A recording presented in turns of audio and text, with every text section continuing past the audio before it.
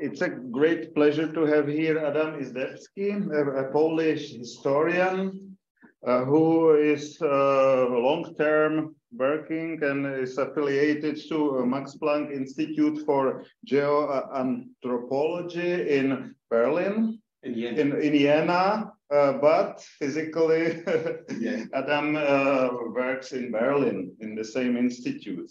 And Adam brought me yesterday a few books of him. This book called Pre-Modern Town as a Social-Ecological System is Adam's PhD thesis, one of habilitation thesis, one of the versions, the latest version in German, this case, and few books of Adam and colleagues dedicated to about the kind of topics we will have today here in this place. So welcome, and you might remember Adam was the primary author of our Nature, Ecology and Evolution paper on Black Death pandemics in 14th century, as I spoke about in one of our retreats. I don't remember well where it was exactly. So please. Thank you very much. Thank you, Pat, for the invitation, and thank you to everyone for coming. So what I'm going to present today is one of the long-term projects that we are running, my group and collaborators in at our institute in Vienna, which recently was named Geoanthropology. You might know the earlier name of our institute, Science of Human History. We used to have ancient DNA studies, etc., but now we are moving more into system modeling and genetics is in Leipzig at the evolutionary anthropology again. So this is a joint project between my group, which works on combining historical and paleoscientific, mostly palaeoecological, paleoclimatic data in the study of the late Holocene, and the group of systems archaeology led by Ricardo Fernandez from the Department of Archaeology. In our institute, Ricardo is archaeologist and physicist, and he designed with colleagues from mathematics the tools that we are using to analyze historical causality. And you can also see that there are many other collaborators because this is a very data intense project that has been running for 3 years now, more or less. And this means that there need to be a lot of people who contribute data that we can use in our modeling. So Yorgo Yakopoulos is a postdoc in my research group. He's the Ottomanist, so the historian of Turkish Ottoman Empire in the 15th to 18th century. And he provided the historical data from the Eastern Mediterranean. Piotr Guzowski is our key economic historian and demographer from Poland, from Białystok, and there is many other people who contributed paleoclimatic or paleoecological data, and so on. So the plan for today is more or less 3 parts. First, a relatively brief methodological introduction to set the scene about causality and history and modeling. So causality and historiography, the most recent mathematical approaches to historical causality, and our tool, BMSC. Then most of the time I will spend discussing the case studies, one from Greece. Both deal with the early modern period, so let's say 15th to the 18th century. One is from Greece, and the second one is from both Greece and Poland, and then very brief concluding remarks. So let us start with the methodological introduction. So first, the question of causation in history. It is, of course, as old question as history itself, especially when we think that telling stories, and it is mostly what historians do, we tell stories in different ways. Of course, our stories are evidence-based. They are about causation, yes, about telling stories that link different actors, different events, different processes, And if you read Herodotus, it's basically what he's doing. He's interested in causation, not divine causation, but causation in the real world.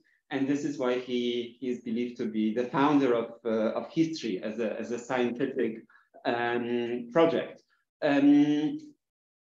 There were, in fact, when you look at these stories that historians have been telling in the last, let's say, 200-300 years, when history became a university, an academic discipline, you can see different implicit causal models in these stories.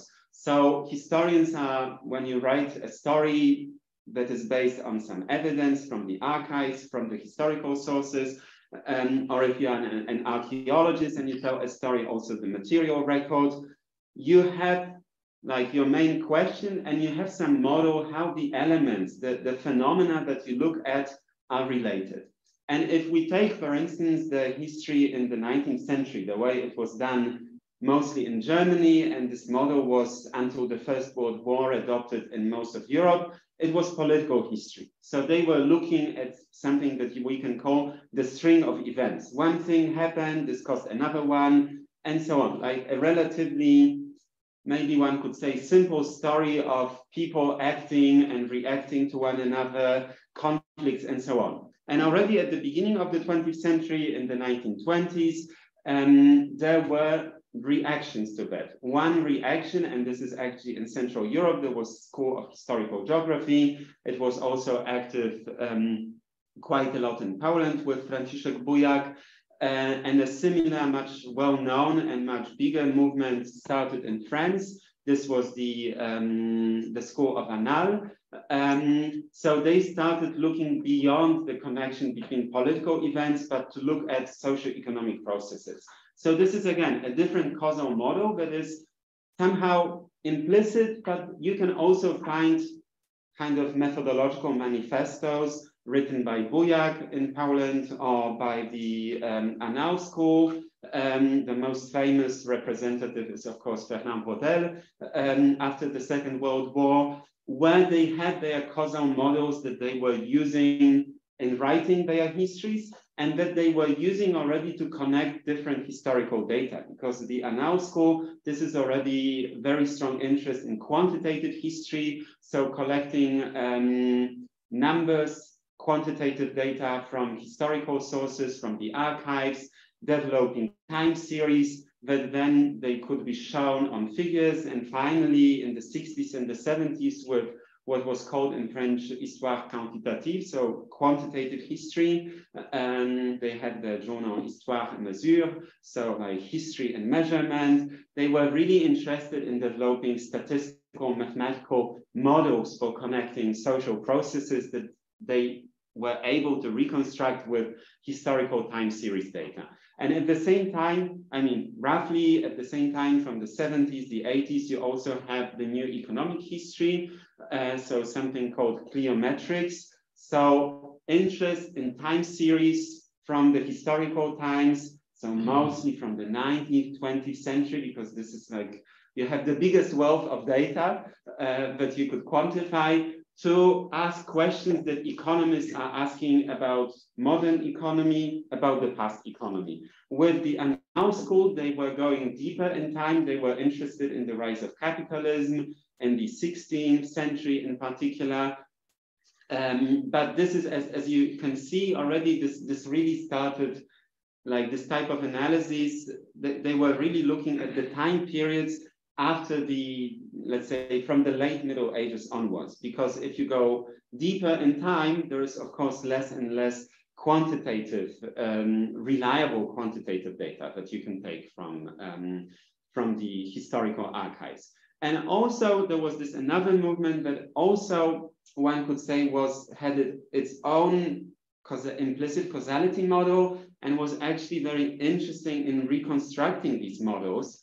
And this is microhistory. So this was mostly very active in the 80s and the 90s in France, and then in the rest of Europe. This was some kind of reaction to quantitative history. So basically, if you read the methodological debates from this time, you could see that they were saying, okay, we get all these time series, we see correlations, but we still don't know enough about the causal connections. Yes, we need to go beyond that. And the response was to focus on very detailed, very small case studies, but to go in every possible detail, to really go in depth and understand and document connections between different actors, different phenomena, and so on. So it's like non-quantitative approach, but actually also interested in revealing and proving the causal connections. So I just wanted to mention that as an introduction to say, like, what we are doing is building on a very, like, at least 100 years of tradition. If you think about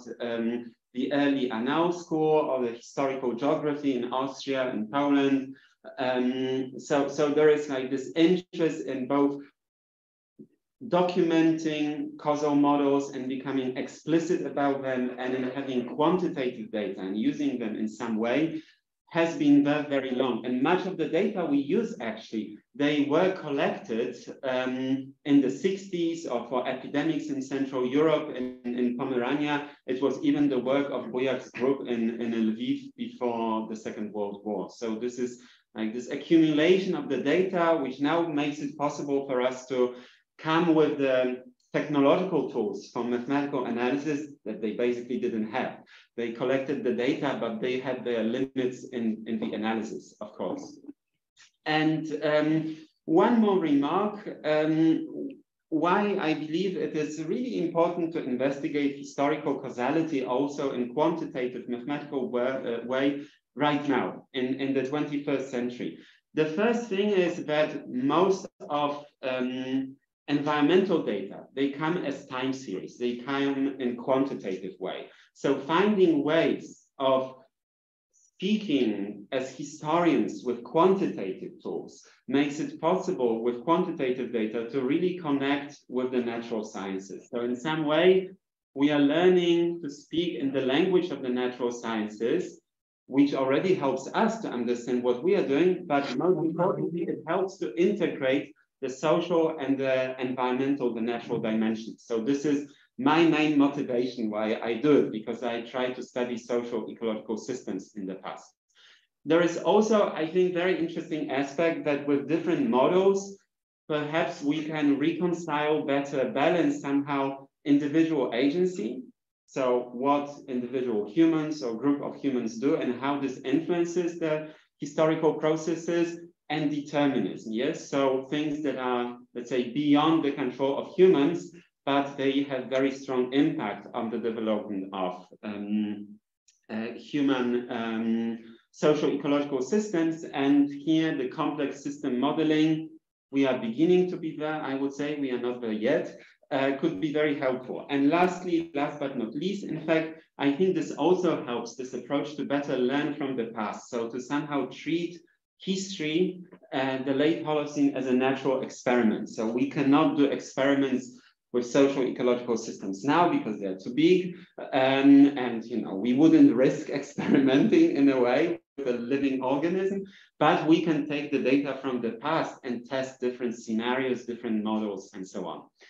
And now the major challenge in this project, in this approach, is that historical evidence is complicated and it's blurred.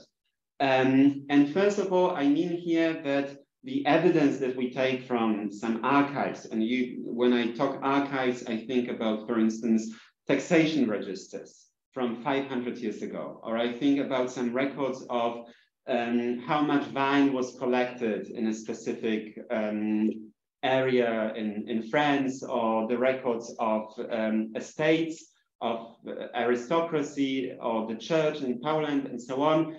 This is always incomplete, yes, because we have hundreds of years. Even if we have, 50 years, things could be destroyed, or we do not understand everything very well. There is again the problem of the bias, because these sources were not created to give us statistical, data about the past, but they had their own logic.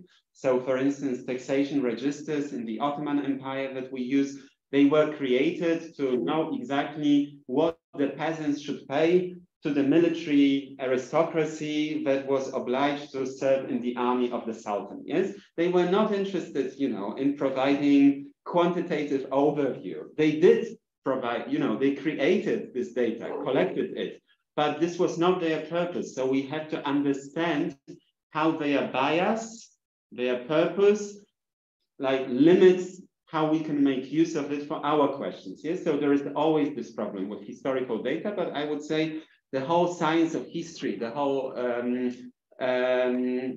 training of historians is about that, how to use a text, a source that was created for a completely different purpose, to ask the questions that you have with you when you start reading it.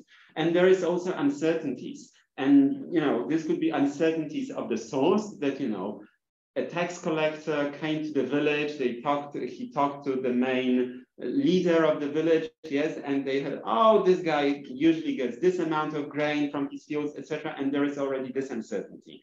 But there is also uncertainty that, this letter that represents a number, oh, this could be 5, just to, give you an example, this could be 5 or 7, yes? And we don't know for sure. Or it could be that another type of uncertainty that, that it's not legible, yes? So there are different, all this has to be handled. So in developing and adopting these mathematical tools to be used by historians, this has to be taken into account, and this is what Ricardo has been really working on a lot. So to include these different uncertainties, and to include, this is actually very important, qualitative data. So this tool that we are using, it handles both quantitative and categorical variables. So this makes it possible to integrate the kind of knowledge that historians have that cannot be quantified, like political conflicts or changes in the legal situation, or in the political regime. So these are the two main challenges, I would say, and we try to incorporate them. So now, just to give you a little bit of very recent context, so what other people, other groups working on bringing mathematics to historical analysis are doing. You might know, probably this is the most famous of the researchers and groups working on this. This is Peter Turchin and his idea of palaeodynamics. So here is a quotation of one of his main, I think it's actually from his website. He has a very good website. So if you want to explore that, you can just Google Peter Turchin and you will find a lot of information that he put together. He's now leading a group at the Vienna Complexity Hub. So they are interested in modeling historical processes with both differential equations and agent-based simulations. He published 2 books, I think 2, yes, at least 2 I have at home, investigating historical cycles, so trends over time, quite similar approach, like interest to the Brodel school, the Annales school, with whatever historical quantitative data they can collect, kind of open data. And their main focus is really driven by a kind of physics mindset, because they want to achieve predictive power. So they want to create such models of past processes that could be used to both predict these past processes and test their models, but also to predict the current situation. And there is actually a very interesting book by Turchin, I think the title is Ultra Society, where he applied these models developed on the past, I think some 10 years ago, to predict what will happen in the first half of the 21st century. And he got quite a lot of things right. It's really impressive book. They also have this database, like historical data bank, SESHAT, or SESHAT, which is mainly built on expert knowledge. So there is a network of historians, of experts working on different cultures like Byzantine, Roman, French, etc. And they contribute like answers to a standard questionnaire, and then they like, to put it very simply, they analyze this data bank. So like it has its strengths, and here is one of their publications, but it also has its limits, yes, because this is already based on expert knowledge and not on the original data. Another approach that, as far as I know, until now only produced this single paper, which is very interesting, This is an entire like network of collaborators coordinated by Joe Manning. He's ancient historian from Yale. The paper is, I think, from 2016 or 17. They have an ongoing project in which they want to, in which they go deeper into that. So they looked at the impact of volcanism or volcanic eruptions in the tropics on the Ptolemaic Egypt. So Ptolemaic Egypt, this is like between 300 and 30 BCE, so just before the Roman conquest of Egypt, between Alexander and Augustus, one could say. So this was like a Greek dynasty that was ruling Egypt. What is very interesting about this approach, and I would say makes it different from the approach of Turchin, is that they really relied on the primary source material, papyri. So basically, like, you know, the paper of the Egyptians that they produced, that they used to write their documents.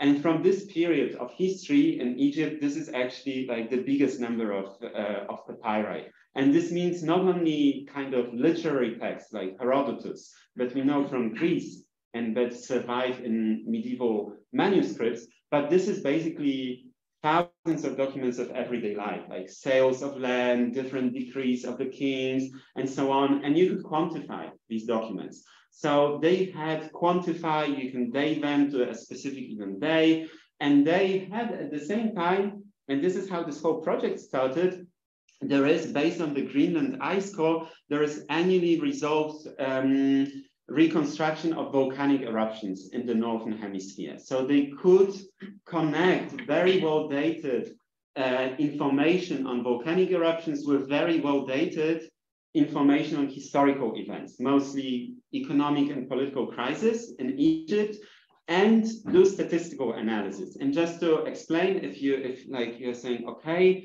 there are no volcanoes in Egypt, what is the connection? Basically, if you have a tropical volcanic eruption, it has impact on the monsoon rains, and then there is less rain in Ethiopia, and there is less flooding in Egypt. Yes, so it has potential to cause really big subsistence crisis, famine, and disruption. And they wanted to check statistically, they evaluated the likelihood based on the data that they have of revolt and unrest following these volcanic enforced lows in the Nile floodings.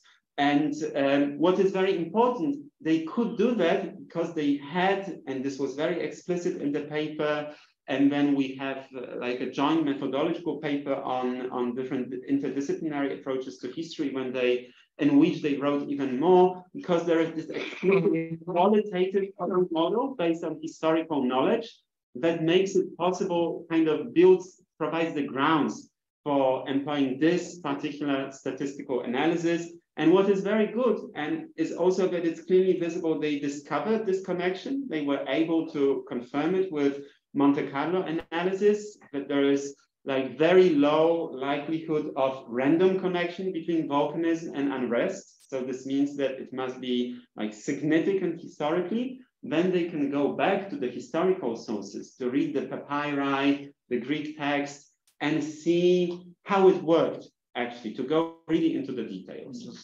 small technical question. How do they deal with temporal offset of the events in this case? So this you can see here.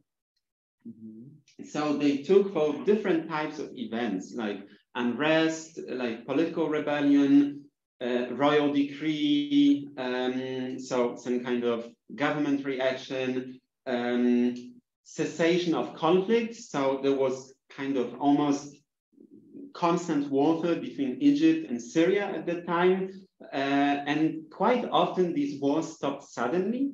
And then sales of land. So they could see like periods when there was like spikes in the papyri documenting land changing hands. So they took all these different types of events, and then they took the volcanic eruption, and this is the black line in the middle, and they evaluated like how likely it is that you can see like these are plus minus years. So this is years before the volcanic eruption and after the volcanic eruption. So for instance, I would have to look into the paper. It's not visible here, but let's say this is unrest. Yes, we deal the same way with biological successions, exactly the same way.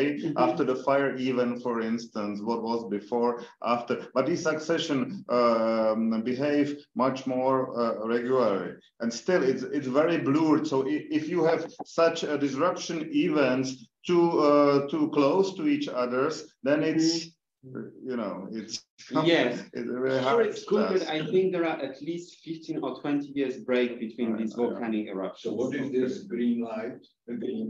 I think this is the P of 0.05. So this like shows. I mean, I remember like the logic of the statistical approach. I'm not a statistician, so I don't remember the details. But as I understand, like this shows you like at which year after eruption, the significance of like this being not a random event is above P of 0.05. So this is like the boundary which the black line has to cross to make it significant. So you see that it happens with different events. We have events, and again, I don't know which ones are which, so you can go like into the paper. But you were talking about revolt, so somehow yes. I do not see a revolt in this green line.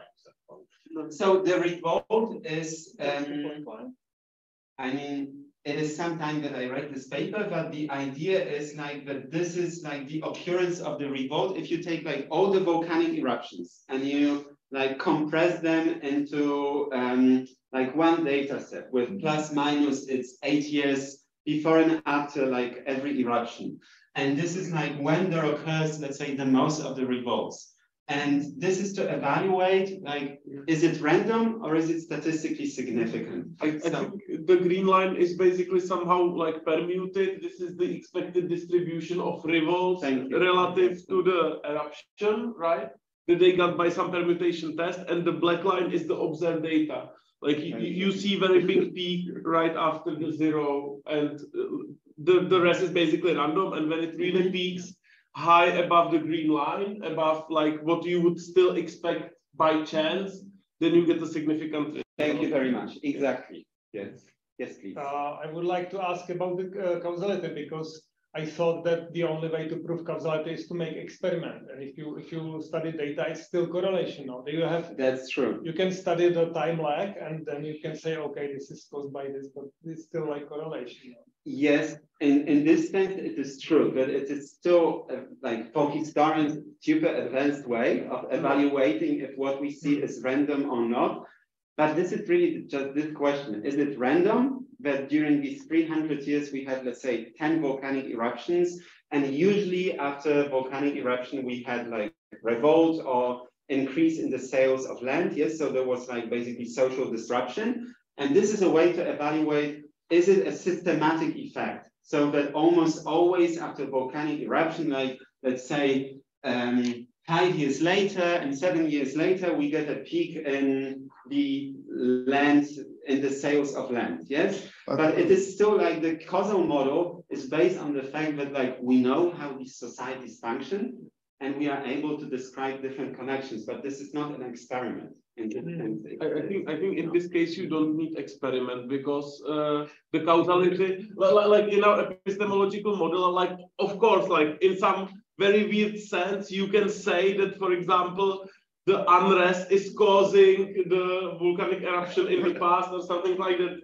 which is legitimate. But in our epistemological system, I think the society has almost no influence on the volcanism. That's not scientifically proven. That's just.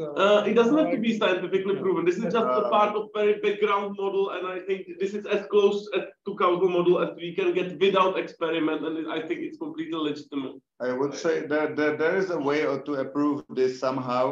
Did they use the nilometric data? Because they exist for most of this period. Yes, they used nilometric data. I mean, they start from the Arab times, so like from the 7th century. There are, I mean, there is some like text-based reconstruction from the Hellenistic and Roman times, so a bit earlier. But this is really just very qualitative. But from I think 700 something, there is a measurement of the Nile floods. And of course, there are very good measurements starting from the British Times. Yeah. So they use that and they use also climate modeling. Also after this, there was in the early 90s, tropical volcanic eruption. So there is like real data, kind of natural experiment to prove the connection between volcanism and Nile floods. But of course, then you have the next step from the floods to the social reaction. And this is based on historical knowledge, and this is evaluated statistically with this procedure.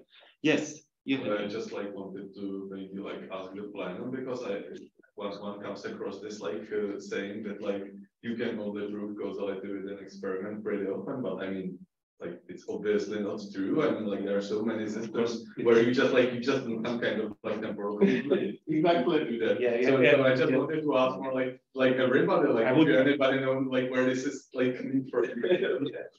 I would avoid this discussion. This is really nonsense to say that causality is just that. Go ahead. Thank you very much. But this was very interesting, and thank you for explaining this in better mathematical language. Yes. Just a quick question. So, do people use any theory, or like is it based? So you said like the effect of like suppression of light on the society is based on mainly historical data, or perhaps some intuition, like people think, okay, this could cause conflict. But do you use any theoretical models, because the effects could be very complex on the society?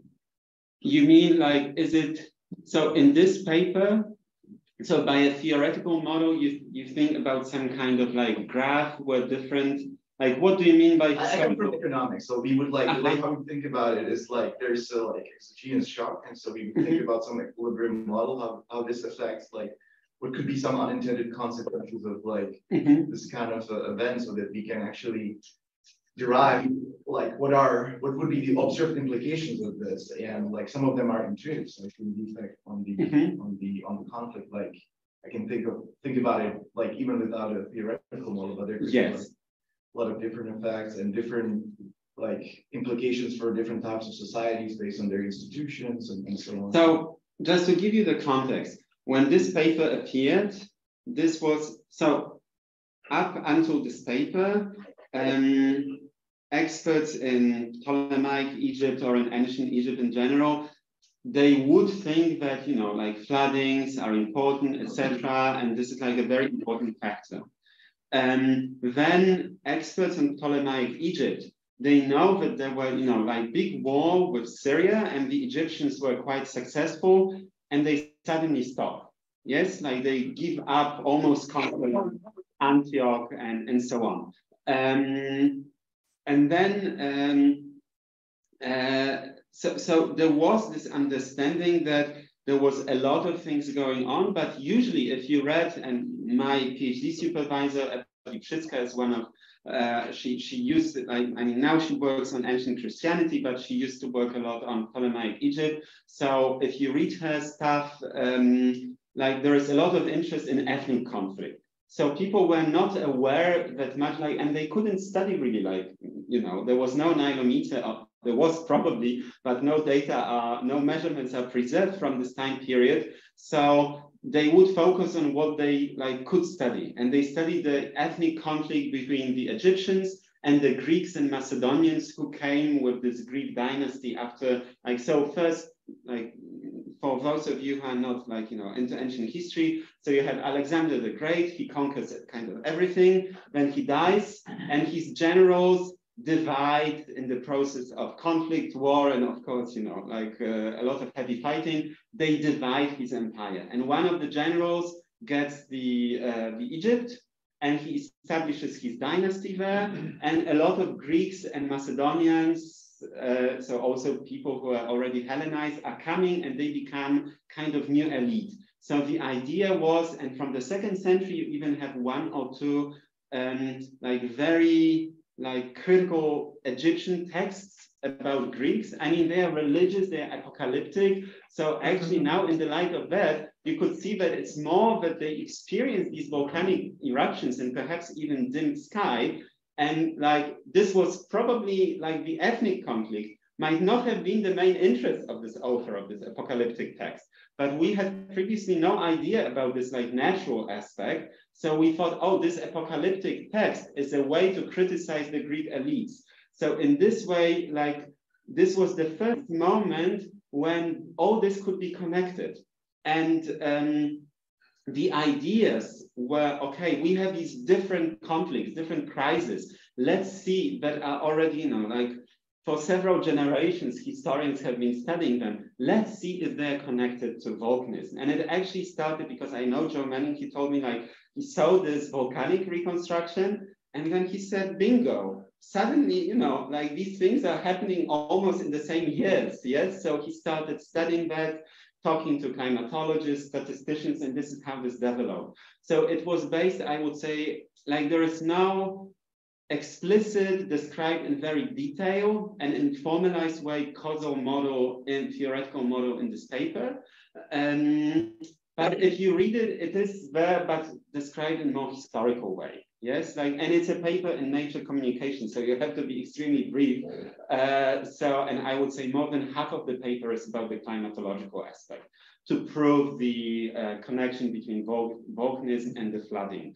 But then, as I said, we published, like, this is a paper that appeared just a few months ago in the Annales Histoire Sciences Sociales, so like this main historical journal of France and Europe, where we discuss different interdisciplinary approaches to history. And I invited Joe and his collaborators to contribute, and I pressed on them to become more explicit. So I would say in this French paper, there is more about the theoretical model, because the idea was, okay, now explain it to historians.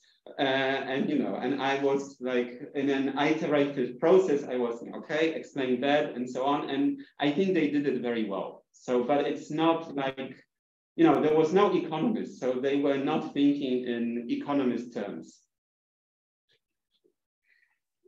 So I move on, okay. So this is our tool that we are using. So this is BMSC, is Bayesian Model Selection under Constraints. So this is an R package with a user-friendly, so shiny interface. It is available from a website and run on the servers of the Max Planck Society. And it implements a Bayesian algorithm for systematic comparison of models, using different criteria to identify optimal model choices and also to rank how significant are the variables that we use in all of the models. So taking into account all the models that the algorithm created and evaluated. And what is very important from the historical point of view is that it compares different models that may include both linear and exponential effects, which is really important, because if you think about many historical phenomena to which societies might react, both natural, like temperature in the spring, for instance, or fiscal pressure, so economic phenomena, until some point, there may be very small impact, but then it could grow exponentially when you cross a certain boundary in the strength of the phenomenon. So in what I do in the experiments that I will show you, we always include linear and exponential effect, and it works. It turns out to be important. You can also combine up to 3 variables, which is also like, you can just see all the possible combinations, but then the algorithm, I would say it still performs, but you get results that you cannot really interpret.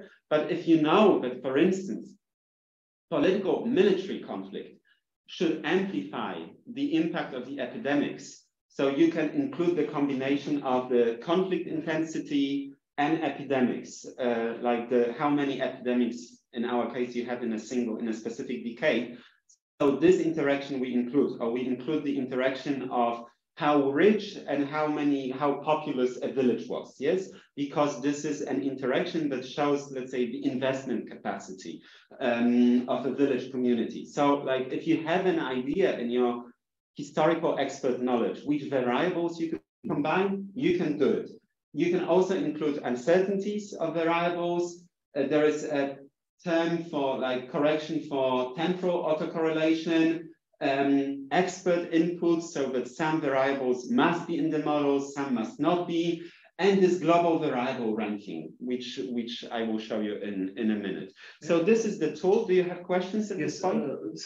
Do you feed the model by time series, right? Yes. Is it true? So it's And you can testing both the causality within the time series. Okay. You can do actually two things. What we are doing, and I will show you two experiments, two case studies. One is with time series, but the other one is actually spatial data. Okay. So the other one is that we have like a spatial data set for 3 points in time, let's say every 50 years, and we look at how the causal model changes, how the importance of variables changes with time.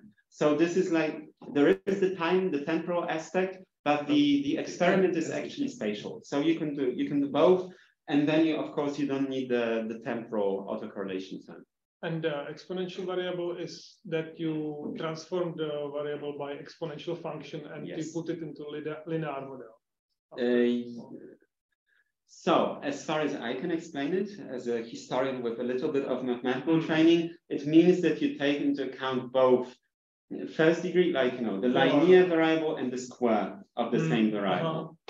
In all the possible models that the algorithm tries and evaluates and selects the best one. So you take quadratic term and call it exponential. So it's not exponential. It's not exponential. What they mean? Parabolic. It's opposite of the exponential. Exponential means that the x is in the exponent, but you here in the yes, that's true. So that's it's true. It's yes. So in this sense, let me show you.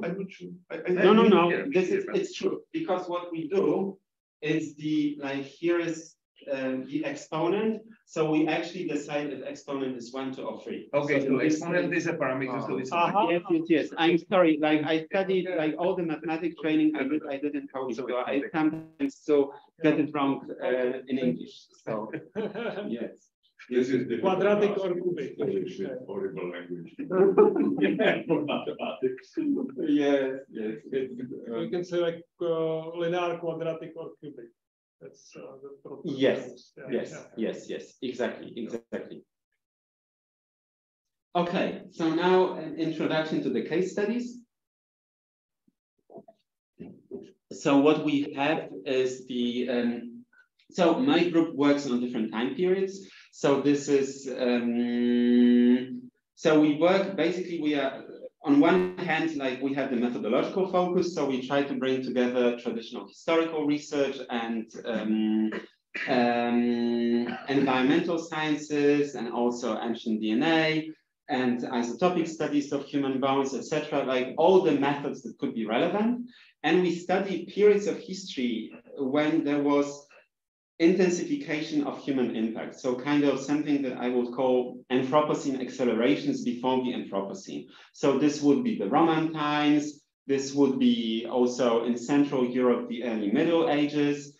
This would be also the 15th, 16th century. So the moment when, after the late medieval crisis, there was very big economic acceleration, especially in the Mediterranean. So I put here the cover of the book of Fernand Braudel, La Méditerranée, because he basically wrote this actually during the Second World War in a prisoner camp, and then published in 1949, and then the revised version some 10 years later. This book that brought together all the political but also socio-economic data on this time period and showed the demographic revolution and of this time period and the huge increase in economic activity. And his later works actually looked at the origins of capitalism in this period. So this was his idea and of his collaborators, that this is the period of the rise of capitalism. Of course, there is also discussion about Roman capitalism, but perhaps we will not go into that. This is, let's say, less controversial than Roman capitalism, the early modern period. So this is the 15th and 16th century. Political consolidation in the Mediterranean, in the West, the Spanish Empire, in the East, the Turkish Ottoman Empire, consolidation of the state apparatus, of the state finances, so growing fiscal pressure on the peasants, on the cities. And because of this political integration, new wave of economic integration as well after the hiatus, the really big low of the late medieval crisis, which was connected to the Black Death, but actually started earlier. And during this time, you will see that in the data, we have massive demographic growth at the turn of these centuries. So between like 1450s and 1550s. In some places, even doubling of the population. So something that for pre-industrial periods, it's like really incredible growth. But we see it in archival records from like everywhere. So it's not only the bias that, you know, like in 1460s, they just did their registers in a random way, and 50 years later, they did it systematically. Like it's kind of impossible that it was everywhere the same pattern of error in different states and different like administration systems in different areas. So it's really, it's a real phenomenon, and we also see it in the landscape, in palaeoecological data, the growth of the impact on the landscape. This is commodification and monetization of agriculture, so like integration of peasantry, of villages into this growing early capitalist economy, and development of financial institutions and investments.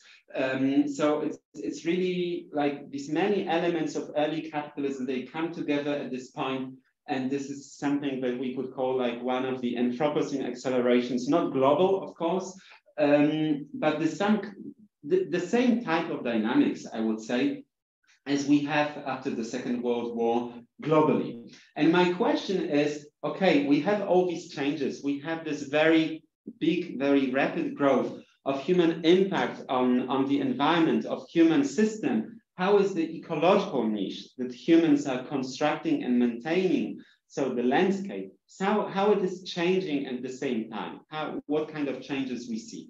And we will look at two case studies. One is this like 3 experiments every 50 years in the southern Greece. So we look at like what causal factors were explain the kind of ecological niche that peasants were creating and maintaining in the Peloponnese.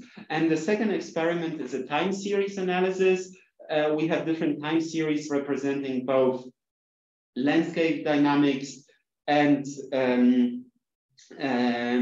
social phenomena like conflict, crisis, epidemics, but also paleoclimates, so anomalies in every season of the year in northern Poland and in northern Greece. So again, we are looking, okay, we have landscape change, and which of the different causal factors were most important during this period. In the case, it's from 1500 to 1800.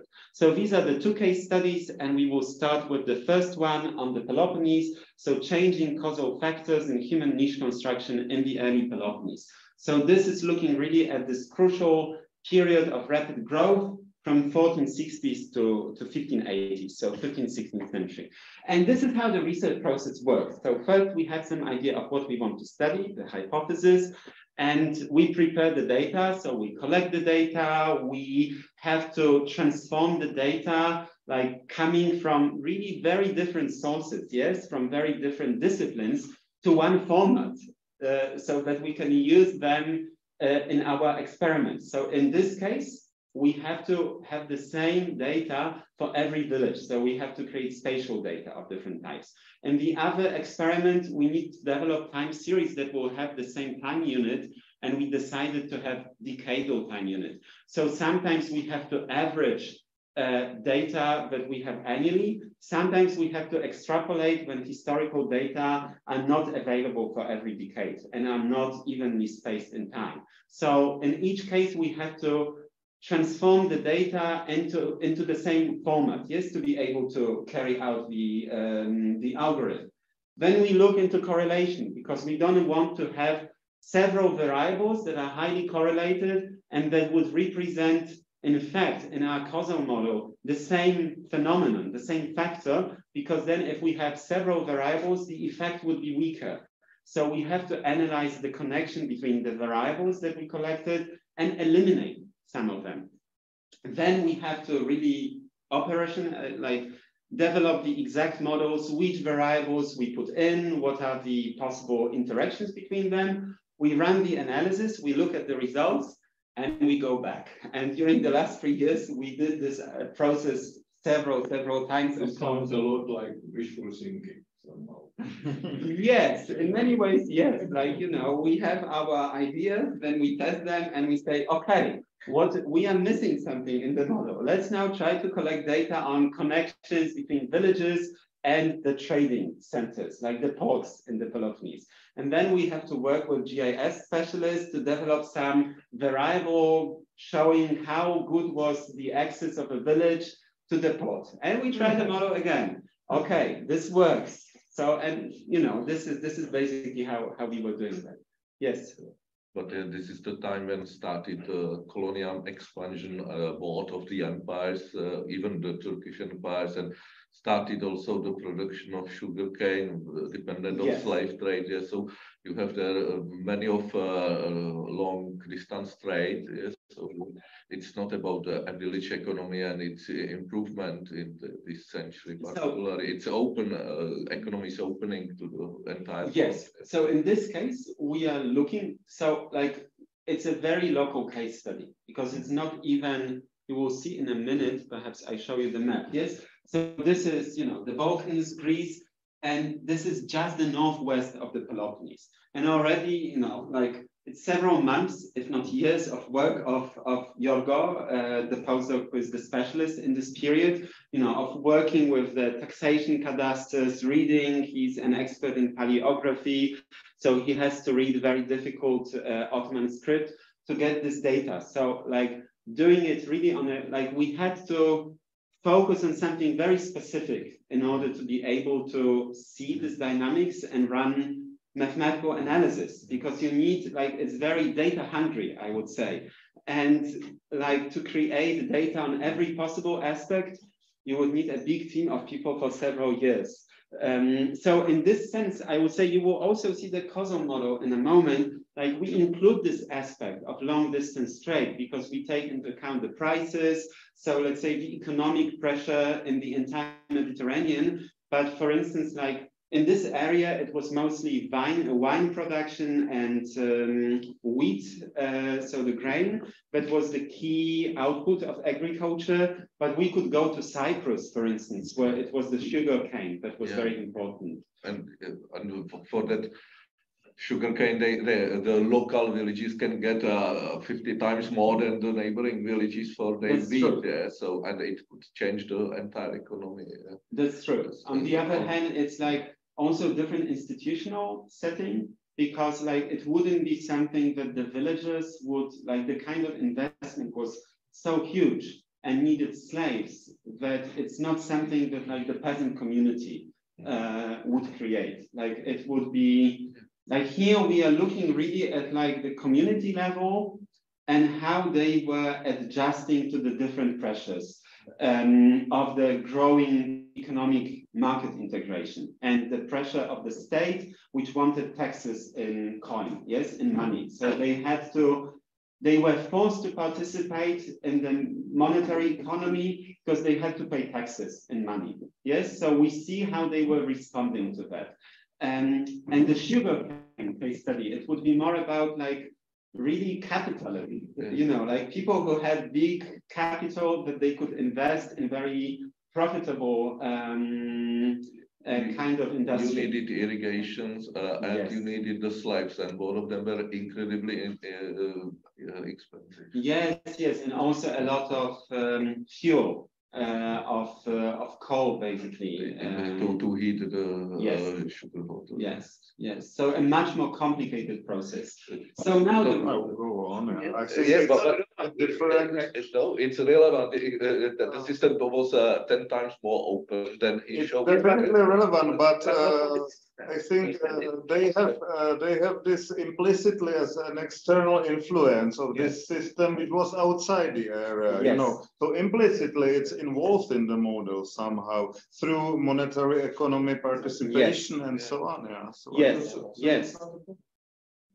Okay, I go on, and perhaps some of the questions will be answered when I show the causal model that we have like as a theoretical model. So the research question and the evidence. So we are looking at the causal factors determining ecological niche construction strategy of peasants, going through the process of this early capitalist market integration, and these different big investments like sugarcane are part of that.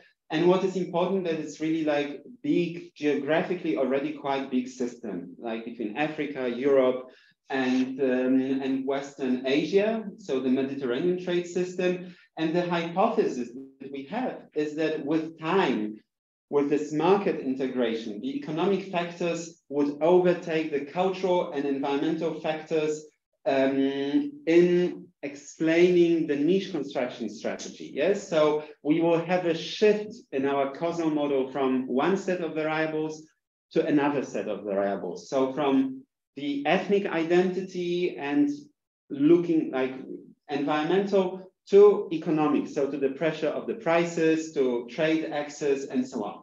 And the data that we have is historical on the one hand. These are the taxation cadastres. They look like that. So you really like need to have spent years of training to be able to read them and take the numbers from them. These are records, tahrik defterleri in Ottoman Turkish, records of taxes paid by both rural and urban populations. The information is at the family level.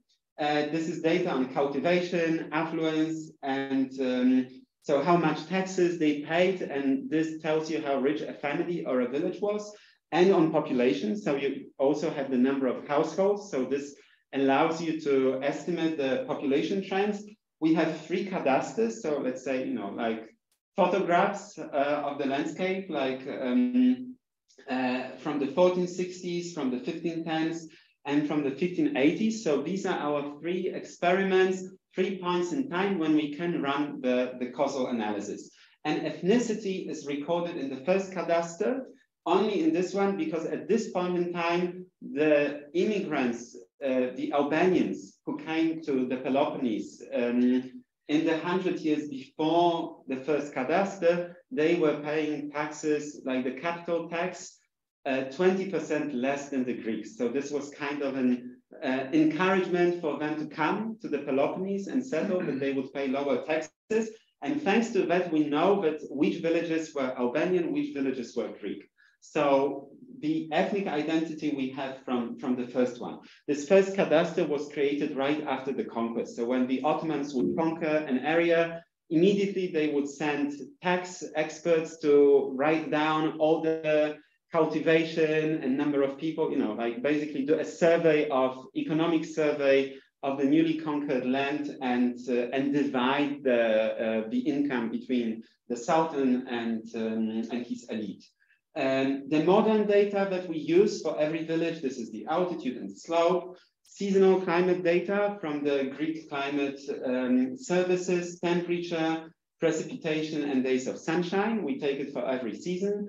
The soils, the dominant soils around the village, distance to the nearest river stream, so the potential for irrigation, and access to historic harbors. There were 2 in this area, and market towns. I will just show you, like, these are the market towns, and these are the 2 harbors. And you have in red, these are Albanian settlements, and in blue, these are the Greek settlements. And you see that there is also quite a bit of diversity, differentiation between villages in the altitude, from the lowlands to really high areas, and this is not systematically correlated with the ethnicity.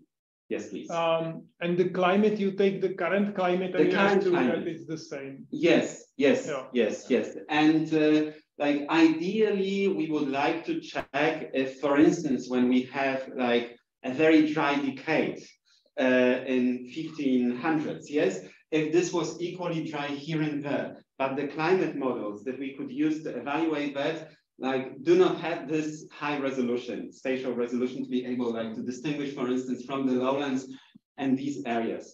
But probably based on the modern climate system, if the times were dry, they were dry everywhere, because it means that there were less western rains coming to the area. So this is why we took the modern data, because what we are really interested are the differences between villages. And we assume that these differences were more or less the same 500 years ago and today. And why we did this area? Because this is the best documented area in the first cadastre, so it's complete here. Just as an anecdote, when Atatürk created the modern Turkish Republic, they were no longer interested in the Ottoman documents and they were selling it to paper factories in Bulgaria. And Bulgarian historians discovered in a train in Plovdiv that there is a whole wagon packed with Ottoman documents, and they took them, and this is why there is one of the biggest collections of Ottoman documents is in Sofia. But some parts of this cadastre were already changed into paper. So this is incomplete, and this is why we can only study this area. And also another aspect is that like studying this takes years. So like you cannot even study if you have 1 or 2 team members working on it. Studying this area already kept them busy for 2 years. So like there is also like practical limits. And the Albanian communities, just to give you the context, they were settled by Byzantine and Venetian authorities, which controlled the Peloponnese before the Ottomans, after the Black Death, because it was really depopulated and they wanted basically more communities that would pay taxes. Okay, and this is our causal model. So as I said, we have elements from the environment, from cultural sphere, and from the economy. So looking, and we have this hypothesis about how they impact. So, and the main, like we have to select one variable that represents the, like one dependent variable that represents the niche construction strategy. And we decided to look, we observed in the data that there is a difference between Albanian and Greek communities in the first cadastre in how they, if they prefer mixed agriculture, so with vine cultivation, with vineyards and olive groves, and if they prefer mostly grain cultivation. And this makes a lot of sense because these Albanians, they came as semi-nomadic groups. So they were used, you know, like to spend part of the year with their sheep in one area, cultivating grain, then they moved in the winter somewhere else and so on. So like they would have this combination of grain cultivation and this is also, pastoralism, and this is also how they are described in the sources. So we decided that the best variable from the cadastres would be the percentage of vineyard tax related to the total tax, like the sum of all taxes and cultivation. So it tells us how strong is the preference of the village for mixed agriculture, for vineyard, for the cultivation of vine. What are these small pluses, these green pluses? This is the direction of the impact. So for instance, we expect that when there is good access to rivers and streams, the villagers would prefer, like it is better for grain growing because grain requires irrigation might help with that, and you have more level land. So this would be a variable that would act against, like, for lower percentages of vineyards. So you are somehow creating a variable that will be the sum of those, or of because you somehow said that you have only 3 variables or something like that. So you need to aggregate those into one. No, so like you see distance to local towns, distance to harbors. So each of them is a different variable. Yeah, okay. And so it is not 3 variables. No. It's actually the ones that we took in the model is 1, 2, 3, 4, 5, 6, 7, 8, 9. I mean, in fact, it's 8 because this is the interaction of village population and village affluence. So the variables are 8. We collected many more variables. This is what you see here with the altitude.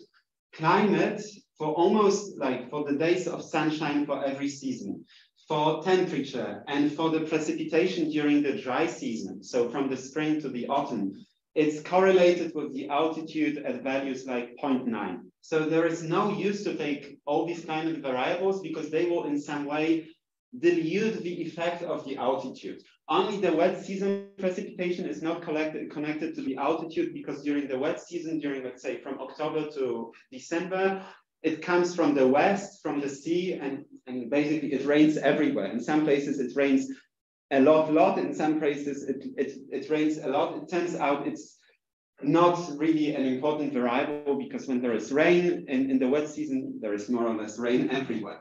The same with the slope. The slope is also, of course, very correlated strongly with altitude. And also it turned out that the soils, they have some kind of zonation related to the altitude. So even though we collected these several variables, we only included altitude that represents all these environmental aspects. For culture, we have ethnicity, so it's a categorical variable, Greek or Albanian. Then we have the economy, so we have distance, and this is Euclidean distance, so directly, not taking into account the mountains. We were thinking of the least cost path analysis, but the spatial model, the altitude model that we have, is not good enough to run it. So we have distance to the towns and to the main harbors. And then from the cadastres, we took information on population of the village in each time period, moment in time, and on how much, what was the average tax paid by households from this village. So we assume that this would tell us what was their capacity to transform the landscape. So the idea is that if there is more people and they are richer, so they're paying more taxes, this means that they are more capable of planting new vineyards, because it's a bigger investment than to just grow grain in the fields. You need terraces, you need to wait a few years, like at least 4 or 5, to have the income. So you need to have this investment capacity. Ideally, we would also have in this model the investment capacity of the local landlord. And we try to get it from the cadastres, but it's impossible. So I would say this is one missing element from our model, probably like several other elements as well, yes, but this is the best we could achieve. And what is the meaning of the green plus? And so this would be the positive impact, like the parameter for the variable would be positive, and this is the negative. Like we expect that it would be, you know, below 0 or above 0, the parameter for the variable.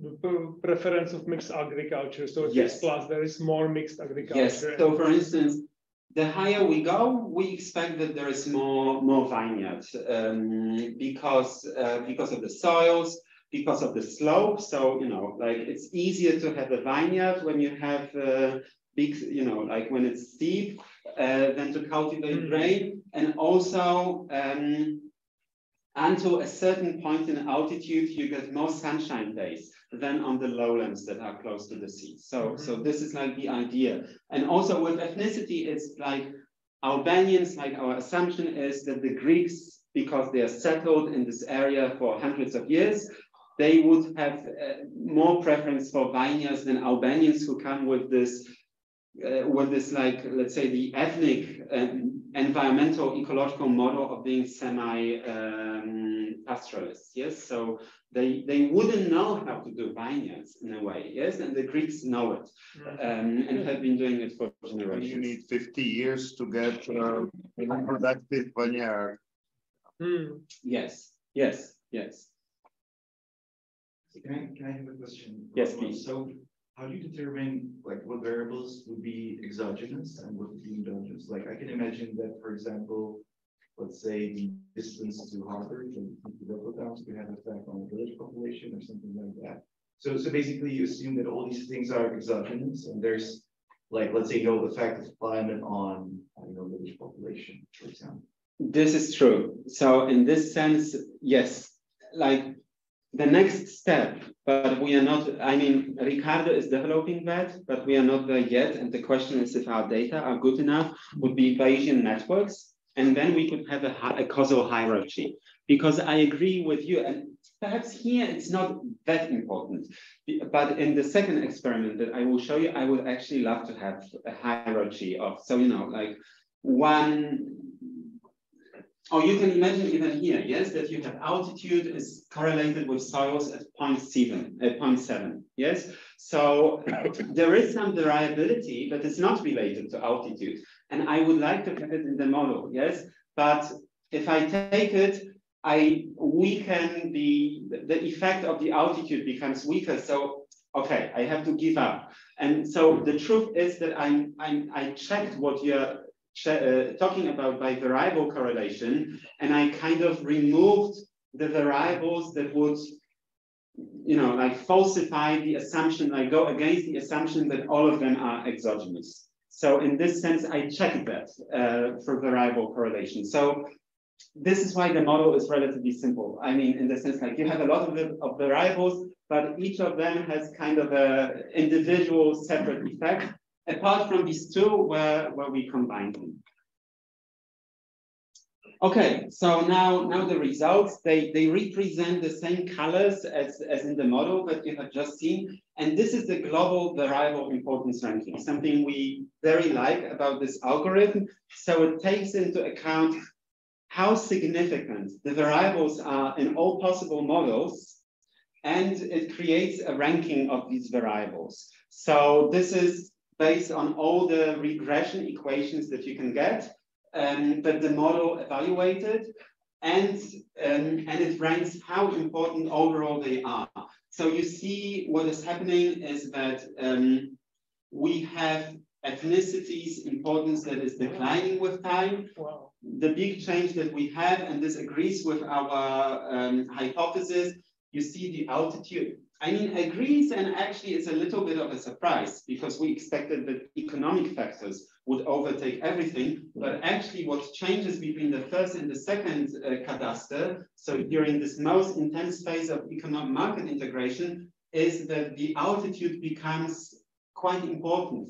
So what I would say, how I would interpret that is that, okay, the villagers are under the fiscal and market pressure, and they adapt by making better use of their environment. So instead of basically doing what their parents were doing, they are thinking, okay, how can we get more money for our products, like go beyond subsistence and beyond the old ways of doing things, and be able to participate in the markets and to pay our taxes. Also, you see... Can you please test that through data about wine production or wine quality and better wine price? Because probably it's shift to more wine cultivation, isn't it? So? This is so actually it's the percentage. Yes, you're right in the sense that like the overall percentage of wine cultivation in the data is going up, and you see that if we go here. And we have, I don't know if I didn't take this data here, but we have the intercept. Like we can also select the best 8 models. Yes, this is what the algorithm does. And for each of them, you have the intercept, and based on the Bayesian information criterion, which is here, we select the best model. So this is like a combination of how much of the variance the model explains, but also like there is a penalty for overfitting. So we take this Bayesian information criterion and we have the intercept, and we see that the intercept is going up. So this means that overall there is more vine cultivation everywhere. And this also makes sense because this would be more profitable, a better way to get money. Also, what I just wanted to point out, what is interesting is that you have this Harvard distance at the very bottom, and then it becomes very high. So it's also clear that this access to markets, and not only local markets in the towns, this actually is never important, but access to big Mediterranean markets becomes really important during this process of big adaptation, but then it becomes a little bit less important, and actually is the investment capacity, so the combination of population and average tax, how rich a village was, that becomes really most important. So let me, because we have only 45 minutes left. So this is like this ranking of the possible model formulas. We take the first one because this has the best Bayesian information criterion. And what we get is, you see the estimates of the parameter of the intercept and of the parameters. For the categorical variables, we have 0 on 1 or 1 in a sense. Yes, Albanians means 0 Greek. Greek means full Greek. Yes, so we have like premium for the village of being Greek. Yes, and it's also interesting as we move in time from the first to the second to the first cadastre, this premium goes from 21% to 3-4%. Yes, so that it's still, the ethnicity still matters, but like how much it matters, how big change it makes, really declines considerably with time. And then, of course, we have the different estimations. We have the credibility interval and so on. And these are the importance within the model. It's quite useful because these are the normalized parameters. So we could see that in terms of how important each of the variables is in our model formula. Ethnicity is the most important in this formula. Then we have it's the 1460s, the first cadastre, tax average, and then at the end we have river distance. And we also looked, like I always try to put things visually. So we have the best formulas for each cadastre, for each moment in time.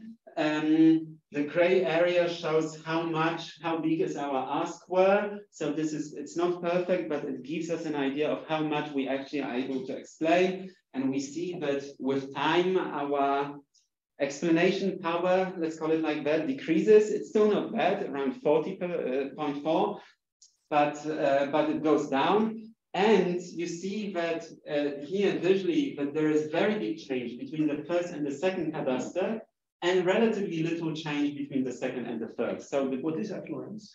It's the average tax in the village, average tax of the household. Okay, and a summary figure to show you this in the bigger context on the timeline. So here we go from 1350 to 1600. And to explain, and what I also put here is the price index for grain. And this is from Florence, the longest time series that we could get. And for wine, it is from Valencia in Spain, because again, this is the longest time series that we could get for the Mediterranean. And already at the time you have, especially when you have several time series from the late 15th to the 16th century, also from Istanbul, you see very high correlation between prices in different parts of the Mediterranean. So we assume that just to give an idea of the increasing price pressure, market pressure, increasing demands for these different products, the grain and wine, we could use these time series, and the black one is the population of our area. So what you see is that between the first and the second cadastre, there is huge, like 50% population growth. So above, let's say, what we normally get with pre-industrial societies. And you also see huge growth in the price index for grain. This is dark green. And some growth in the index for wine. In this time period between the first and the second cadastre.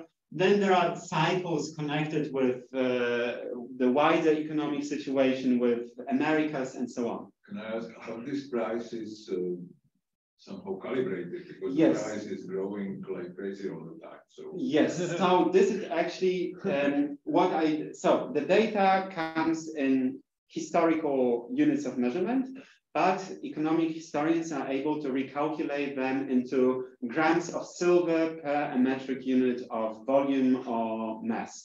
So in both cases, this is grams of silver per liter, so per volume of wine or wheat. And then what I did in order to be able, to have a better, to show it in a better way, because I'm interested in the change over time, I created moving average of 10 years, and then I took the first value of each of them as 100. So this really gives us an idea of percentage change and the growing price, especially it's a phenomenon that, of course, with some cycles, is very visible from the middle of the 15th century. It's really the doubling of the price of both wine and the growth of the price of grain. I mean, the series ends here, but it actually continues. If we took the Istanbul series, for instance, it's really the doubling of the prices. And it's related, of course, to the demographic growth and to also to the colonial silver and like the wider economic processes. But here I'm showing that I don't want to go into these like big processes, but it's showing the market trends and the fact that during this time, there was growing demand And also, in a way, both wine production and grain cultivation could be a good way to bring money to the household to pay taxes in this time period. And then in terms of the historical settings, so we have the Black Death and the demographic collapse in the Peloponnese. The Albanians, they actually come between 1380s and 1410s, so during this relatively short period of 30 years. So what we see in the first cadastre, it's already the situation 2-3 generations after they moved to the Peloponnese. So this potentially there could have already been a change in how the Albanians were using their environment, but this was a period of continued warfare in this area, very unstable political and military period. And it seems that actually during this period, they just stick to the old ways of doing things. But then we have this Mediterranean demographic revolution and a period of peace. And this is when it changes from the first to the second cadastre. The importance of different causal variables changes completely. What is interesting is that during this period of the Ottoman Golden Age and the market consolidation in the Mediterranean, the changes in the causal model are not that big. Yes, the overall structure remains the same. The biggest change is really when there is peace and when there is this huge leap forward, one could say, this rapid growth of population and trade. Okay, so I would, perhaps we don't have that much time, like what we could also do, we could take parameters, of course, and this is, here you see that this is only the linear term.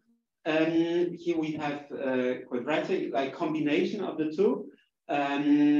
So we have, and we can look at how the curve that we calculated for only for the values that we actually have represented in our data, how it behaves. Yes, so we see that actually for the majority of villages, here is the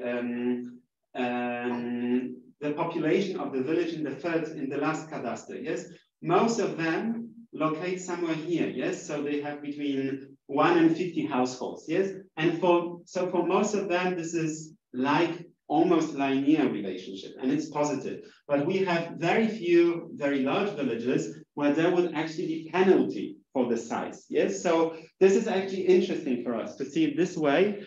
And it's most interesting with the altitude, where the villages are spread, the distribution is more even, and where you see that there is like a positive like premium for the altitude up to, let's say, 400 meters, then we have a relative plateau, and then it's going down. And this makes sense in terms of temperature for vineyards, and it also makes sense with the soils. So the higher you like these soils, these are loamy soils, they would be much better for grain cultivation. Then you have soils with higher mineral content, and then you have rock outcrops. Yes, so they wouldn't be good. It would be too high, and the soils wouldn't be good enough for the vineyards. So we can go into that much detail. With the harbor distance, what is interesting, it shows that the farther away you go from the harbors, the stronger is the preference for vine cultivation, which makes sense because you can carry bigger value, like the economic density of the product is higher. Like you need to transport less to get higher amount of money. So there is very clear economic logic. So now to summarize that, the reliability, we are quite satisfied, I would say, with the R-square, even though it's decreasing with time. The models for different cadastres are different, and this also is a very big result for us because there is debate among historians of this time period. Are these just bureaucratic artifacts, or they are or whether they are connected to the reality? And we will conclude if they show different things in different time periods, really significantly different structures, it means that they really reflect reality to a great degree. And also we see that the modern environmental variables are quite important in explaining the vineyard tax. So this confirms our assumption that they do approximate also the past environmental conditions. And now the historical and ecological conclusions. So the major change, a transition from the cultural to both economic and environmental phenomena as the main determinants of what villages do with their environment. This happens in the first period, between 1460s and 1510s, during the demographic and economic revolution in the Mediterranean. And with time, the cultural factors, the ethnicity, completely lost significance for niche construction as the integration progressed. But still, we know from the historical documents that these ethnic identities, like the language, the everyday life culture, and kind of political identity, it survived until the early 20th century. So this was still important for these people, but it had very little impact on what they did with the landscape, on how, like, on their ecological behavior, we could say. And what we see is that the villages, regardless of ethnicity, adapted by making the most of their environmental and demographic economic potential. And this confirms our initial hypothesis, but also it shows that you need stable conditions for this adaptation to happen. Under these insecure conditions between the settlement of the Albanians and the first cadastre, we assume that there is very little change in the ecological niche construction strategy because there was no kind of safe conditions to experiment and adapt. So they were basically sticking to their subsistence strategies. Okay, the second case study. I will try to be quick. Yes? We have half an hour till the end. So yes, so I can go on. Okay. Okay. So again, the research process, perhaps I don't spend time here. Now, what is our theoretical model? So our dependent variable, what we want to explain is the landscape dynamics. So how the landscape in these two regions in Macedonia and in Pomerania changed during the early modern period. So we have data both for 500 years from 1300 to 1800, but better data, which includes fiscal pressure, which includes seasonal climate reconstructions, start from 1500. So most of the experiments that we do are actually from 15 to 1800.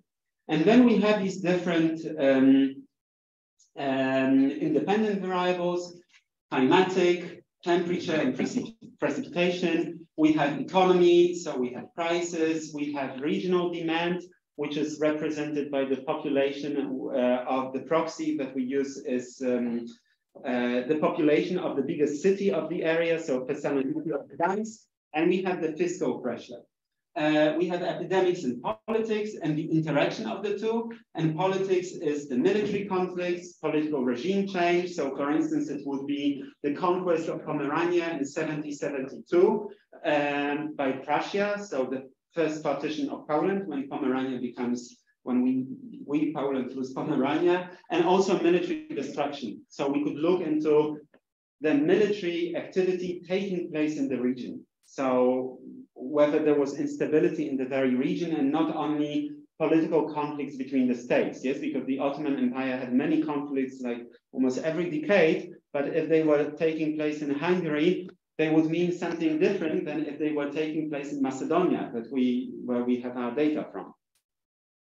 And our hypothesis is based on previous research and our thinking that human drivers, these human factors, economy and politics, would actually be more important than the environmental, so the pathogens and climate. And a few words about how we, approximate that, how we operationalize, how we create the operational model. So for climate, for the longer period from 1300, we use natural proxies. So from dendroclimatological or lake records. From 1500, we have reconstructions developed by our colleagues led by Jürg Lutherbach some 15, 20 years ago. And they are based on proxies, but these are quantitative seasonal reconstructions. They start in 1500. For epidemics, we take historical sources, and we take for each decade the number, how many years with an epidemic we had in a decade. So it could be from 1 to 10, basically. For the economy, we take grain prices, either from Istanbul for Macedonia or from Gdańsk for Pomerania. We take trade situation, and in the case of Gdańsk or Pomerania, we can have a quantitative variable because we have the grain exports from Gdańsk through the Danish Straits, through Sund, and this is, we basically know how the volume of grain that was exported from the port of Gdańsk. For Thessaloniki, we had to study the history of the town and kind of create a categorical variable, bad, neutral, good trading situation. So it's not as good as for Gdańsk, the quality of the data. Then we have the population of Gdańsk and Thessaloniki, and we assume that this tells us, whereas grain prices in the trade situation would reflect more the global market pressures, the population of the big city would reflect the regional demand for food, for grain in particular. And for the fiscal pressure, we take the data for the state revenue per capita. So how much per person the state was actually collecting. And for politics, we again look at decades. We take the number of years with wars for the entire state, so the Polish-Lithuanian Commonwealth or the Ottoman Empire, and wars like years with military activity taking place in the region. So there would be a difference between Macedonia and Pomerania. And in Pomerania, most of that would be taking place in the 17th, 18th century when there were big wars between Poland, Lithuania, and Sweden. In Macedonia, this would actually be the 14th and 15th century when everyone was fighting to control Macedonia. And political regime changes. So as I said, like basically conquest, yes? Byzantine, Serbian, Ottoman in Macedonia, and Polish or Prussian, or actually earlier the Teutonic Order in Pomerania. So this is the model and the variables. These are the areas that we study. In Macedonia, we have three. All of them are high-resolution studies of lake sediments. So we combine palaeoecological data, basically the concentration data of cereal pollen and forest trees. For Macedonia, we have mesophyllous forest. For Pomerania, we have deciduous and coniferous forest.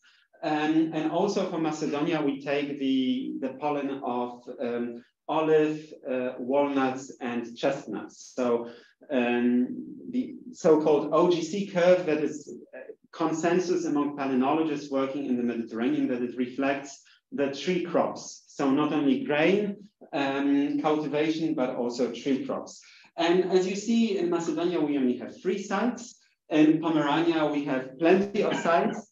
And we actually divided Pomerania, so historically Royal Prussia, between the uplands and the lowlands, the Vistula Valley. So to see if there are differences, and there actually are differences. Okay, just to tell you a little bit more about the preparation of the data. So sometimes, as I said, we have to extrapolate. And there is another Bayesian tool developed by Ricardo that we use. In some other cases, we had to like create decadal data out of annually resolved data. So these are prices. And you see that as we move with time, we actually get to the moment when we have annual prices. Should there be more wide confidence intervals when there is more? Yes, yes. It looks like they are almost the same across the whole. So here, for instance, you would get more, but here I think they are smaller because you don't have the high values in this area. Actually, they concentrate in this area. Yes. With this one, of course, like what you can do with the confidence intervals, it's just extrapolating. And with the pollen data, we had to, like we had time series from each site. And we are most interested in the regional signal. So we actually took data from all the sites in a region together. We didn't took points, but we took the 1 sigma confidence intervals from the HDEP model. And then we recovered the common signal again with the confidence intervals. So this is how, so here there was actually a lot of processing of the data before we could actually run the model. So it's still very nice to see that we get, in most of the cases, good ask words, despite all the processing that kind of get rid of a lot of variability in the original data. when we look, like, this is something that Ricardo wants still to improve. So this is like classical R square. We want to have Bayesian square when we publish that. But it still gives an idea that for Macedonia and the Vistula Valley, the values from 1500, when we have better quantitative data for climate and for the economy, we get higher R squares. In the Pomeranian uplands, actually, it's still good, but actually we get better models if we go for the 500 and not 300 years. And now this, of course, this is like the grain, the OGC curve, this is the mixed forest. And here for Poland, you see we have grain, deciduous, and coniferous forests. So three models for each time period. And I will start by looking at Macedonia, and I will look at this one, like the black ones, basically. These ones I will disregard. So again, we have global importance, the 10 most important factors. And we see what is interesting. Let's start by comparing this and this. So this is cereals, the short and the longer period. So this makes sense because if we take the period of 1300 to 1500, as I said, a lot of political and military conflict, regime changes, and it seems that they mattered a lot from the point of view of the entire 500s. We still get the price of wheat as an important factor. We still get the climatic variable. This is SPI, which is like a drought, summer drought index based on trees from Rhodope Mountains, but a lot of conflict. As we move to the shorter time period, when there was actually like very little conflict, but and there was no regime change for these 300 years, it was Ottoman until 1912. Actually, so we get even the imperial conflict, so kind of the pressure of the conflict on the state doesn't matter. We have the combination of the price of wheat and some seasonal climate variables. Conflict, the regional conflict, and it's interesting because this is actually conflict in the region would mean some rebellions in the 17th and 18th century. So this wouldn't be invasions. This would be unrest in the countryside. It matters for the more investment demanding cultivation of the tree crops. In particular, like olives would be here, the key ones. So we see, it makes sense, yes, when we have a longer time lag between investment and the profit, then even a little bit of political instability, of military instability in the area becomes important. And of course, it's not the price of wheat, but it's actually the trade situation, our categorical variable, bad, neutral, good, that is quite important for the tree crops. And for the forests during these 300 years, it's again some seasonal climate aspects, but also the fiscal pressure. So the increase in, basically, it's, if you look at the curve, at the trend, it's actually very big increase in the fiscal pressure from the 17th century, when the Ottoman states start extracting more and more taxes from its population as it enters the crisis of the 17th century. And this seems to have had strong impact on the forests. It makes sense because even when it is not related to having more land for grain cultivation, it means deforestation for the trading of timber. So when you have stronger pressure of the state on the economy, you extract more also from the environment. What is interesting is that even when we take into account the period of the Black Death, the epidemics are not that important. So they are really at the bottom. And this is to an extent a surprise, yes, because we would expect that they would have a strong impact on, you know, how much humans were able to do with the landscape, and they would disrupt agriculture. Here we compare the best models again. So we see, based on the significance on the normalized parameters of these different phenomena, and I summarize all the, you know, if we had like regional and imperial conflict, I summarize it together, so to reflect the entire kind of sphere of epidemics, economy, climate, and politics. So we see very clearly this change, the huge increase in the importance of economic factors as we come only to this period of more capitalist economy, of very integrated markets and more stability. And we see also the difference between, for instance, cereals and forest trees. So important that this is price of wheat, and this is what we will see here, and the population of Salonika, and this is fiscal pressure. So actually the domain is the same, but the phenomenon is different. And also we see, like, this is summer, spring, winter, and temperature and precipitation.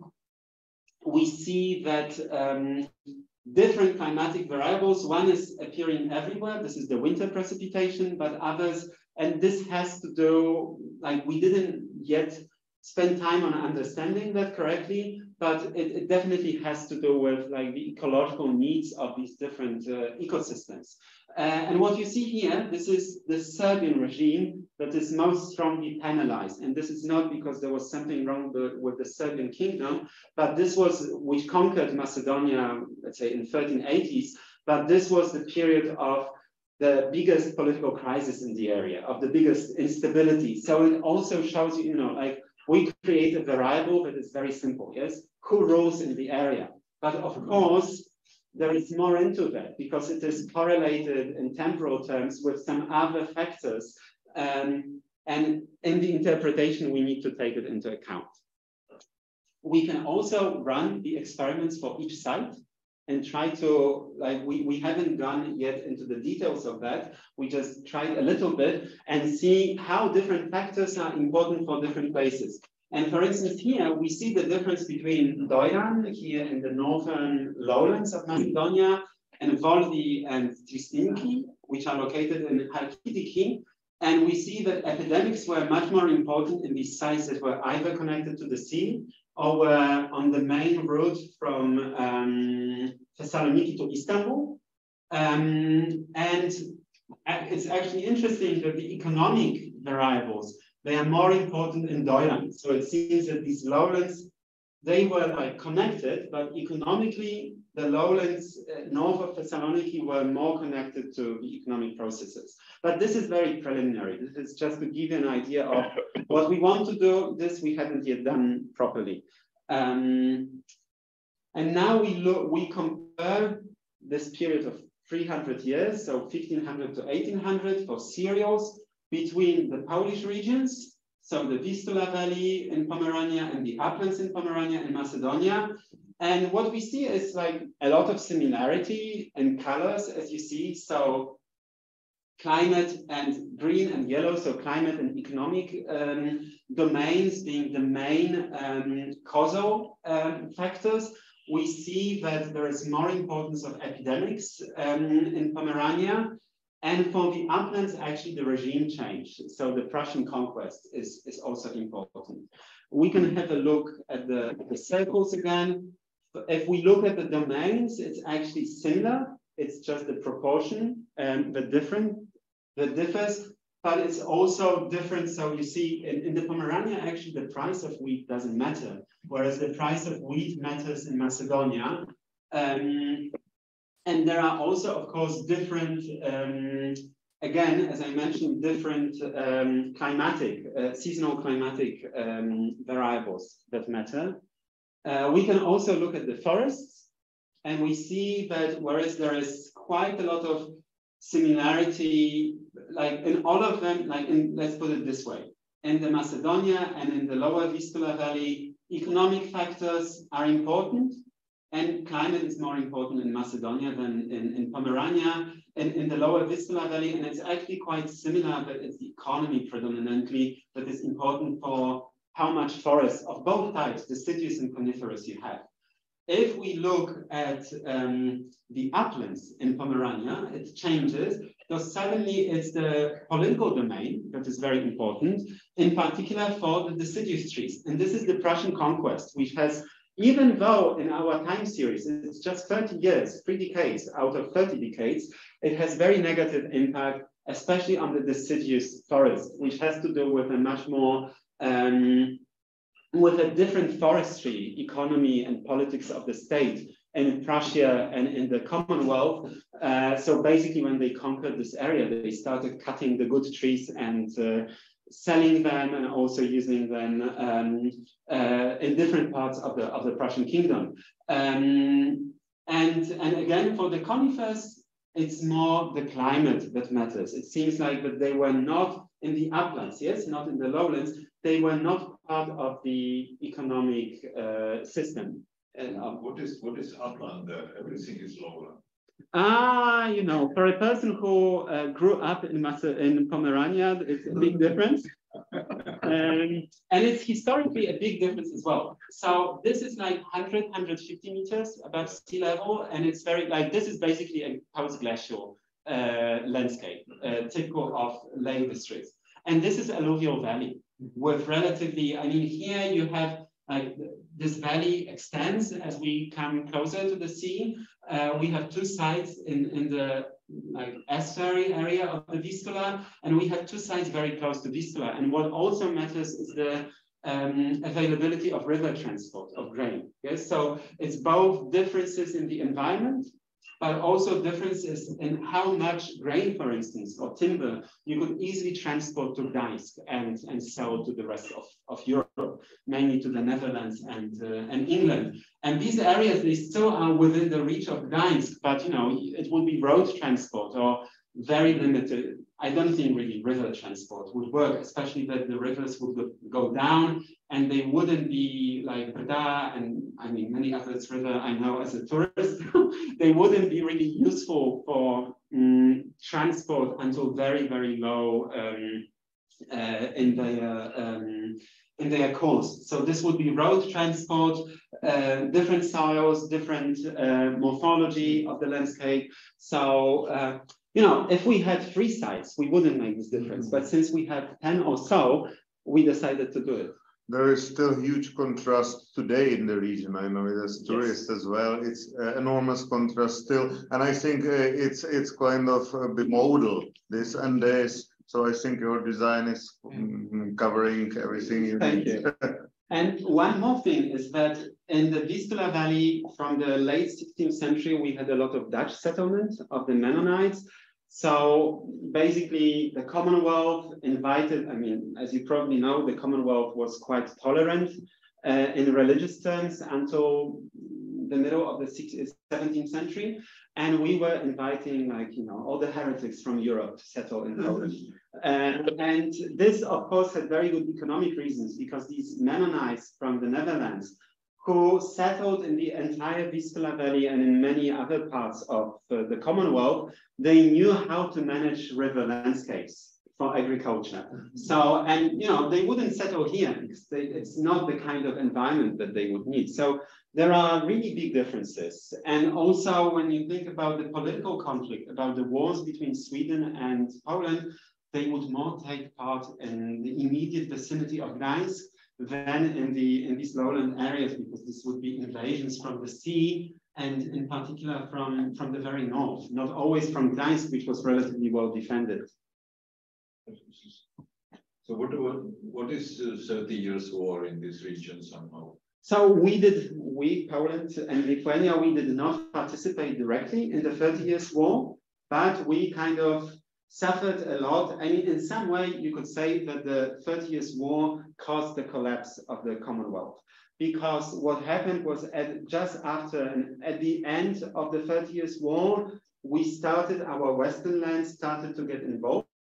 Like we were becoming a little bit of the war theater, and also the wars with Sweden. Yes, Sweden was involved in the 30 Years' War, and like the invasions of Pomerania, but also of Latvia, which was also under the control of the Commonwealth at the time. They were part of the overall Swedish project to conquer the Baltic, yes? And so this in some way extended. And then in the 1450s, we had the huge Swedish invasion, the so-called deluge, when basically part of the aristocracy of the noblemen recognized the Swedish king as the king of Poland and Lithuania, and the Swedes basically conquered the entire Commonwealth.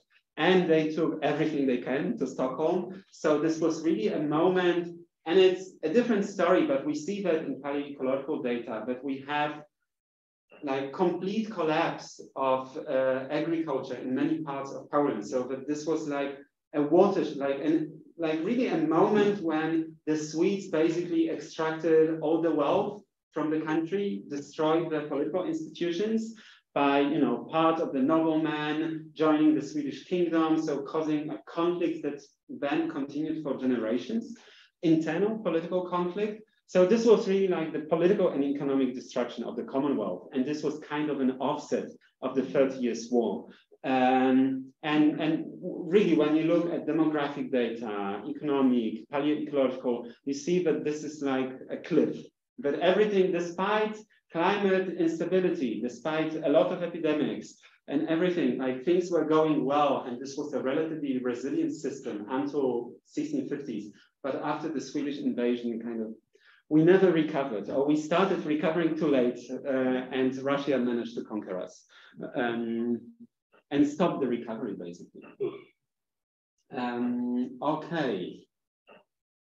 So I think this is the end. I mean, we have 10 minutes, so very briefly, we have this dominant importance of climatic and economics factors, virtually no importance of epidemics. Grain price and grain export have the influence as expected. Climatic factors are more important for forests than for cereals in our landscapes.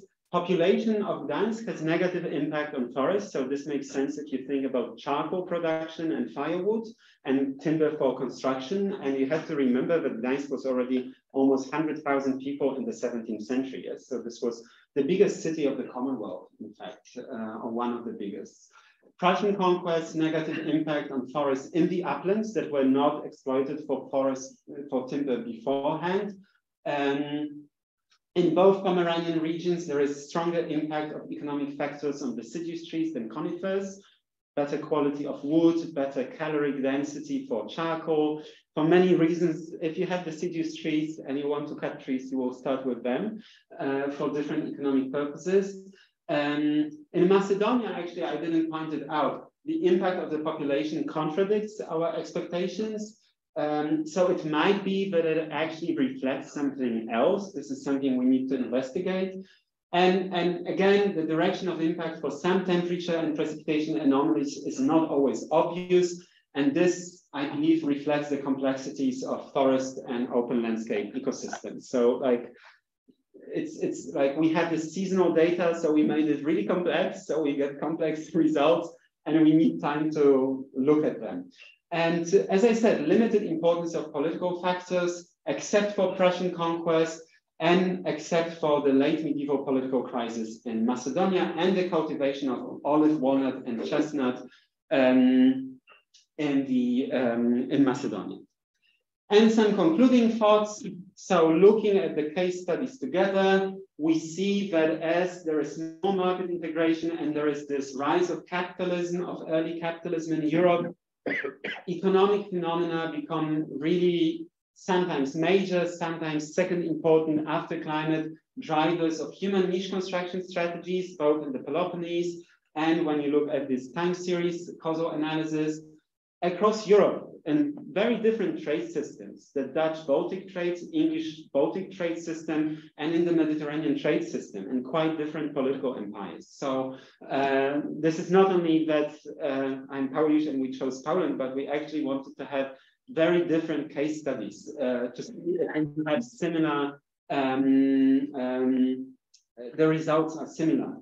And I would say that this tool really is relatively simple to use. So you can have a person without mathematical education, except for some statistics during psychological degree, who can use it, understand, and to the extent that we can make interpretation, work on its own, and then talk to specialists when the results are ready. So I think, and what is also important is that it really overcomes many limitations of the previous sources. And I didn't mention that, but it could actually be used in archaeology as well. So as a historian, I have historical examples, but you can think of whatever causal model you have and try it. And it's very laborious because the giga rules apply. So you really need to put not garbage, but good stuff in, because otherwise you get the garbage out. And so the collection and then processing of data is really crucial. And yes, I would say this is like real progress. But of course, it doesn't replace all the other historical research that we need, you know, even just to build the model and think what variables we need. And I also would say that the way we were able to connect environmental and social societal variables and phenomena in our models demonstrates that we can really use it to have this conversation between the natural and the social sciences. Okay, thank you very much. Thanks a lot, Adam, for these fascinating examples. There was a continuous discussion, but still we have 5 minutes to final discussion. I'm sorry, I will open this window to see external colleagues to if they have some, if there are some hands raising.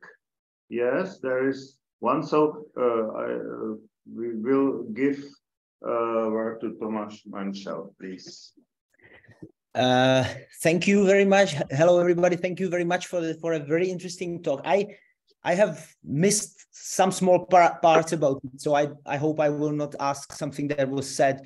So this approach reminds me very much Isaac Asimov's Foundation and the psychohistory. So I think there the big problem or the big advantage that the guys had, or Harry Seldon had, was that he had an access to complete data, you know, in some way. So how would you think that your approach would actually trade against complete data, or can you so what, let's say, how unique would be the conclusions if you had some complete data, or can you test your approach by, let's say, creating completely imaginary but complete history through, I don't know, some game with agents and so on, and then let your approach extract the causality in that system and compare to the actual causality? This is very interesting. So I haven't thought about that, but I would imagine that, and you know, like it would add another like level of let's say, complicatedness to our study. But I think that, like, I would imagine that it's possible to develop like a game, like, you know, like some kind of agent-based model probably that you could run and get random data, because we can assume some connections between variables and so on. So this, I think, would be doable, yes, but I don't think we have at the moment the experts on board, but I would say I'm very interested in trying this kind of thing. So a little bit like alternative history. So if anyone is interested, I'm very open to doing that. As regards comparing with complete data, so one of our ideas for the next step with Ricardo is to look at the 19th century, because for the 19th century, you have like, you know, tons of archival data from history, and you could like, it's still not like today, the quality of the data, but I think you could, you know, you will have less of uncertainties. So this is what we want to do. On the other hand, with the industrialization, you have a big change in the structure of in the system. So like, you wouldn't be able to say like how well it works for the pre-industrial period. So I think that this is a limitation, but on the other hand, the tool can handle uncertainties. So like, and we are still implementing, like Ricardo and his colleagues implementing the final Bayesian elements. So the results will have, you know, some intervals to show how much certainty we actually have in the results. Thank you. Okay, thank you for your questions. Thanks. So some more. We still have some time. Yeah, Renan. Did you find some role of economical instability? I mean, other inflation and hyperinflation in the Ottoman Empire in, I don't know, 17th, 18th centuries. There were stable inflation, sometimes hyperinflation, and I know that local, not economists, but scholars, in Ottoman Empire, they were not able to explain it. So there was no reflection what's behind it. So actually, when you started talking about that, I thought, okay, we should create such variable and include it in our experiment, like the inflation rate, because it has been reconstructed. And also for Poland. So I probably need to talk to Piotr Guzowski, who is our economic historian on board, and think how much we could include it.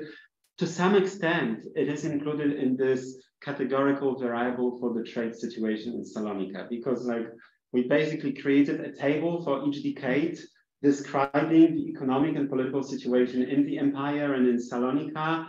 So we also have like, you know, a decade here we have high inflation. So we would give like bad as the trade situation. But this is one of many things that we take into account. So I think that it is not really included, but we could try to do it. So thank you for the suggestion. I know that in some points of 18th century, probably, people stopped to believe in some parts of Ottoman Empire in money, and so they start to recount it in the lumps usually on something else. Yes. So we could definitely include it. Okay, so the time is filled in. So thank you again very much. Thank you very much. Can continue. You are invited to lunch. Thank you.